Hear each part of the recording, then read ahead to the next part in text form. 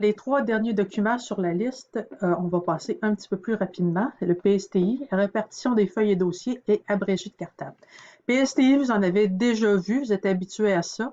Hein, l'identification du patient au à droite, la raison d'admission de base, chirurgies qui ont déjà été faites, antécédents médicaux qui se trouvent tous ici, antécédents chirurgicaux, des particularités comme les prothèses, les éléments réactionnels qui sont importants de vérifier aussi, consommation, des alertes particulières, niveau de soins qui est toujours important d'avoir proche dans notre tête et précautions contact si jamais il y en a. Les autres onglets, vous les connaissez déjà, alimentation, élimination, etc. Ça n'a pas changé. Donc, ce que vous devez vous souvenir maintenant, c'est que c'est à nous de faire les changements dans le PSTI. La façon qu'on fait pour faire ces changements-là, ça passe par CrystalNet.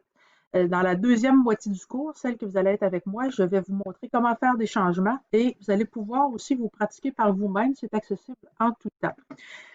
Donc, sur CrystalNet, on fait des changements qui vont apparaître directement ici quand on va réimprimer le PSTI. Mais le PSTI, c'est comme la FADM, on en imprime un nouveau à toutes les 24 heures. Donc, en attendant, les changements qui se font, on doit aussi les mettre de façon manuscrite jusqu'à temps qu'on imprime le nouveau PSTI autour de minuit le soir. Donc, la légende pour les changements, elle se trouve être ici. Si vous ajoutez quelque chose, ben, vous l'écrivez à la main dans une case, comme par exemple ici, vous ajoutez que le patient a une diète sans sel, que le nutritionniste vient de vous prescrire. Et comme c'est une nouvelle chose, vous devez écrire A pour ajout, comme il est écrit ici, dans la grosse case qui est là. Les petites cases ici, c'est les initiales que vous mettez, comme de quoi que vous avez fait cette chose-là ou vous êtes assuré que les préposés l'ont fait. Donc, toutes les choses qui sont dans la légende, c'est dans la grosse case ici que vous devez les mettre.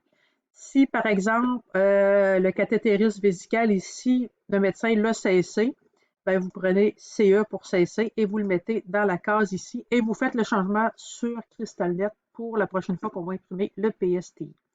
Erreur, modifier, non fait, refusé.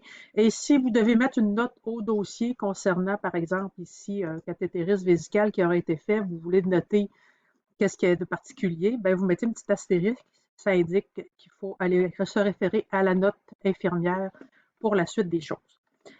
Donc, tous les onglets, vous les connaissez. Il y a toujours les cases pour ajout et cesser en dessous.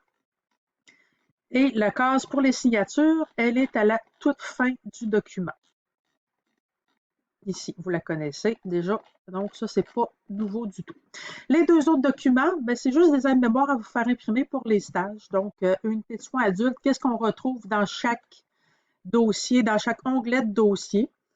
Ça peut être un petit truc pratique pour vous au stage. Par contre, perdez pas de vue que chaque département a parfois ses petites particularités, donc on s'adapte quand même au département. Ça peut arriver qu'il y ait des choses qui changent un peu de place là, selon les départements.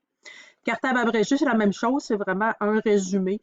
Mais encore une fois, n'oubliez pas que de temps en temps, les départements peuvent décider de faire des changements là, qui leur correspondent mieux à eux.